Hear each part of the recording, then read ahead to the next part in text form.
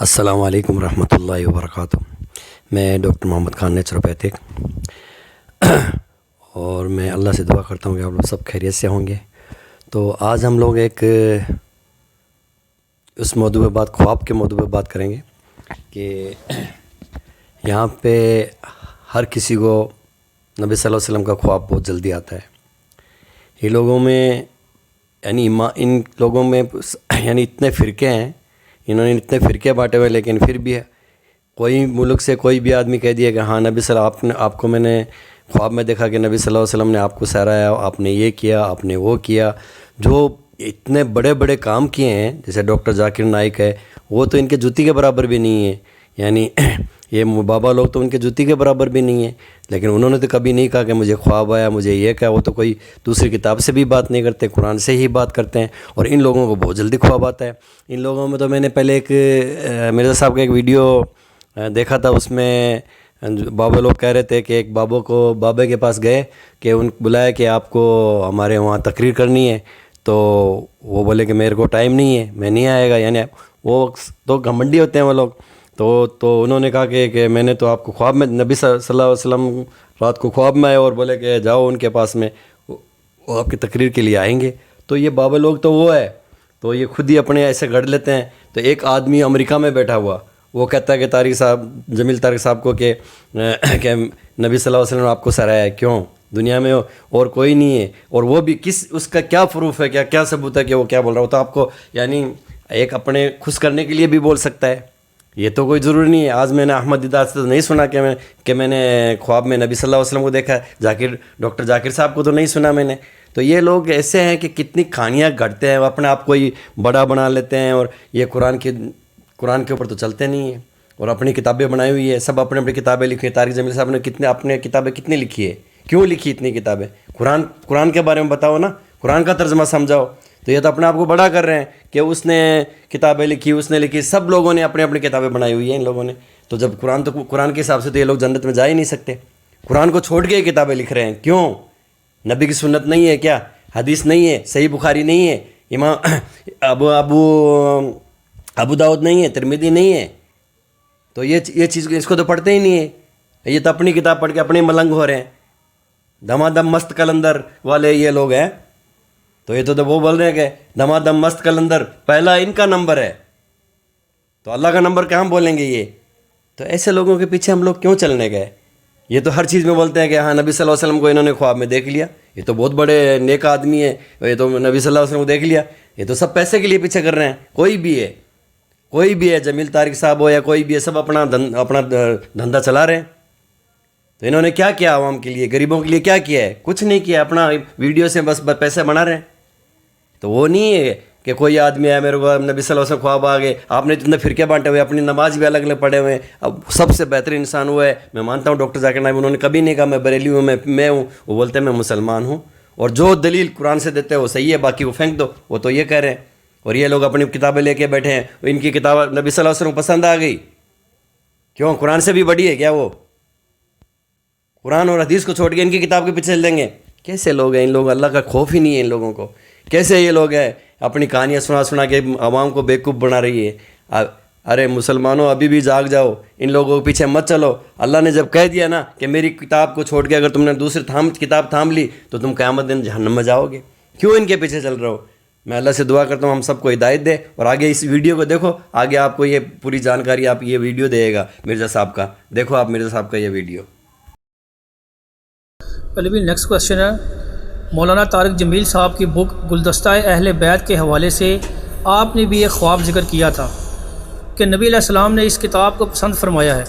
اس واقعے سے بریلوی حضرات علم غیب اور حاضر و ناظر ثابت کر رہے ہیں، اور کہہ رہے ہیں کہ وہابی مولوی طارق جمیل کے منہ سے ہمارا دعویٰ درست ثابت ہو گیا ہے۔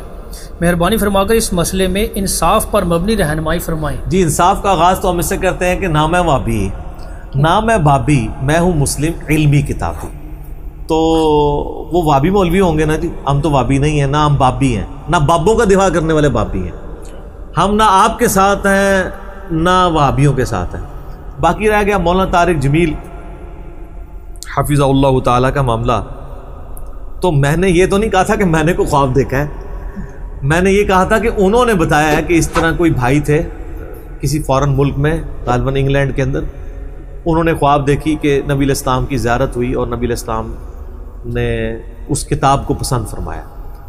تو یہ جو لوگ مجھے اس حوالے سے یہ ٹانٹ کر رہے ہیں، مجھے پھکی دینے کی کوشش کر رہے ہیں، تو میں ان کی پھکی لیتا ہوں اور ساتھ اس پھکی میں مزید چیزیں ایڈ کر کے ان کو واپس کرتا ہوں کہ اگر اس سے یہ چیز ثابت ہو رہی ہے کہ نبی علیہ السلام کو آج بھی جو کچھ دنیا میں ہو رہا ہے ان حالات کی 100% خبر ہے، اور آپ اس سے حاضر و ناظر یا علم غیب ثابت کر رہے ہیں، تو اس سے یہ بھی ثابت ہو رہا ہے کہ جس کو آپ وہابی مولوی کہہ رہے ہیں، مولانا طارق جمیل صاحب کو، وہ نبی علیہ السلام کے پسندیدہ ہے. ہائے ہائے ہائے ہائے، سر یہی بات نکلتی یہ بھی ثابت ہو رہی ہے نا، تو پوری گل منو نا. تو آپ کو اگر یہ چھیڑیں تو آپ کو کہے کہ ٹھیک ہے ہم چھیڑنے کے لیے تیار ہیں. تو اس سے یہ بھی پتہ چل گیا کہ طارق جمیل صاحب اور ان کا مکتبہ فکر اور ان کی جماعت، جن کو آپ نجدی، گستاخ رسول اور خارجی اتنی گالیاں نکالتے تھے، وہ تو نبی علیہ السلام کی بارگاہ میں مقبول ہیں اگر ان کی کتاب مقبول ہے. تو جب آپ یہ بات کریں گے نا، وہ کہیں گے خواب ہی جھوٹا ہے، تو خواب کو جھوٹا کہہ دیں گے تو بس رہی ختم. دیکھا کس طرح مسئلے حل ہوتے ہیں. ٹھیک ہے، تو خوابوں کی دنیا کے اوپر ان چیزوں کا دار و مدار نہیں ہوتا. خوابوں کا ان کا حال یہ ہے کہ یہ اپنے فرقے کے، اپنے مولویوں کے خواب تو مانتے ہیں، دوسروں کے ماننے کے لیے تیار نہیں ہوتے ہیں. اور ہم جب قرآن و سنت سے دلائل سامنے رکھ رہے ہوتے ہیں، یہ خوابوں کی دوست لگا رہے ہوتے ہیں ہمیں. یا کوئی کسی صوفی بزرگ کا شعر پڑھ دیتے ہیں، بیسیکلی یہ اناؤنسمنٹ کر رہے ہوتے ہیں کہ ہمارے پلے یا خواب ہے یا اس طرح کے اشعار موجود ہیں. تو میں نے ان کو بھی پھکی دی ہے کہ اگر پھر آپ نے خواب ہی ماننے ہیں نا، پھر آپ ہمارے خواب بھی مانو. لیکن ہم یہ حرکت نہیں کریں گے کہ اپنے خواب آپ کو بیان کرنا شروع کر دیں. لیکن ہم ان کے خواب تو آپ کو بیان کر سکتے ہیں جن پہ آپ کا اور ہمارا دونوں کا عقیدہ ہے، جن شخصیات کے اوپر. تو حصول برکت کے لیے عرض کر دیں، امام دارقطنی المتوفا 385 ہجری، 4 صدی ہجری میں اہل سنت کے بہت بڑے امام ہیں. سنن دارقطنی ان کی حدیث کی کتاب بھی ہے. صحیح. بریلویوں نے شبیر بدرس کا ترجمہ اردو میں سنن دارقطنی کا آ چکا ہے. اس میں آپ نماز والے چیپٹر میں چلے جائیں. امام دارقطنی کا استاد امام دارقطنی کو حدیث بیان کرتا ہے کہ نبی علیہ السلام رکوع میں جاتے وقت اور رکوع سے اٹھتے وقت رفع الیدین کیا کرتے تھے.